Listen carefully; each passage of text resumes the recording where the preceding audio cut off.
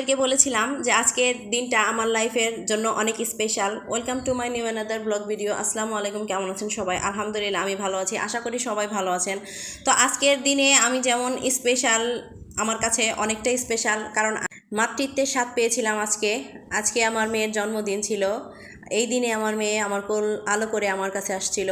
তো একই দিনে আমি আবার কন্টেন্ট মনিটাইজেশনটাও পাই, দুইটা খুশি আমার একসাথে। সেটারই প্রস্তুতি ছিল। আমি সকালবেলা একটু ভাবলাম যে একটু মেয়ের জন্য, আমরা বাসার সবাই, কারণ রমজান মাস আর মেয়ের বাবাও দেশে নাই, বাহিরে। আসলে বাবাকে ছাড়া মেয়ের জন্মদিনটা পালন করলেও অসম্পূর্ণ থেকে যায়। তো যাই হোক, তারপরেও একটু সবাই মিলে একটু আনন্দ করার জন্য, বাসার সবাই মিলে, এজন্যই ভাবলাম একটু বিরিয়ানি রান্না করি। রমজান মাসে রোজা রেখে আসলে বিরিয়ানি খাওয়াটা অনেক কষ্টকর। তো তারপরে ভাবলাম একটু রান্না করি, অল্প একটু করে রান্না করে নিয়েছিলাম। তো সকালবেলা 12টার দিকে আমি মাংসটা কষিয়ে সব কিছু ঠিকঠাক করে তারপর আমি অন্য সব রান্নাবান্না করে তারপর আমি কেক আনতে যাব, কেক অর্ডার করে আসছি। তো এজন্য আমি সকালবেলা বিরিয়ানিটা ভালো করে, বিরিয়ানির মাংসটা ভালো করে কষিয়ে নিচ্ছিলাম। আসলে বাবাকে ছাড়া জন্মদিন করাটা আমার জন্য একটু কষ্টকর ছিল। কষ্টকর থাকলেও করতে হবে, কারণ মেয়ের জন্য।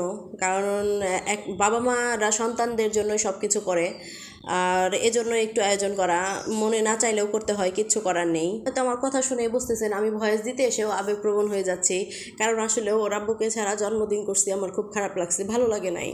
আসলে অনেকেই বলে প্রবাসীর বউরা অনেক সুখী। আসলে অনেক স্ট্যাটাসই দেখা যায়, অনেক কিছু দেখা যায়। আসলে অনেকে ধারণা, যাদের প্রবাসে থাকে স্বামী, শুধু তারাই জানে যে আসলে স্বামীকে রেখে আনন্দ করাটা আসলে কতটা কষ্টের। কথা বলতে বলতে অনেক কথাই বলে ফেললাম।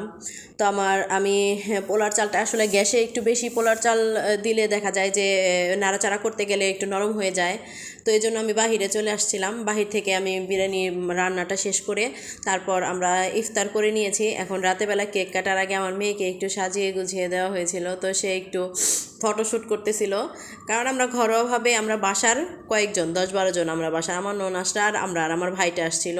তো মেয়ে দোতলা কেক আনবে, তো মেয়ের জন্য দোতলা কেক অর্ডার করেছিলাম। এই তো মেয়ের জন্য দোতলা কেক, আর ও মামা আর যারা হচ্ছে আমার একটা ভাগ্নি, ও তো ছোটো, এর জন্য দুইজনের নামটাই দিয়ে দিয়েছিলাম, কারণ দুইজনে অনেক একদম জোড়া বেঁধে থাকে। তো যার বাতিটা জ্বালানো হবে, আমার মেয়েটা ভয়ে উপরে উঠে গেছে। আসলে ভয় পাওয়ারই কথা। এর আগে আমার ভাগ্নির জন্মদিনে একটা অ্যাক্সিডেন্ট হয়ে গিয়েছিল আমাদের। তো পুরনো ঝাড়বাতি না, অন্য একটা বাতি জ্বালানোর ছিল, তো সেইটা ব্রাস্ট হয়ে সবার গায়ে আগুন ছড়ে আসছিল একটা। হ্যাঁ, তো সেখান থেকে একটু ভয় কাজ করে। তো এই জন্য আমার মেয়েটা দূরে চলে গিয়েছিল। তো তারপর আমরা কেক কেটে একটু খেয়ে নিলাম, জাস্ট একটু নিজেদের মধ্যে নিজেরা একটু বিনোদন খুঁজে নিলাম। কারণ আসলে কাউকে ছাড়া, ফ্যামিলির লোক কাউকে ছাড়া একটু অসম্পূর্ণ থাকে। এর জন্য আমি আমার মেয়ের জন্মদিন কখনোই করি না।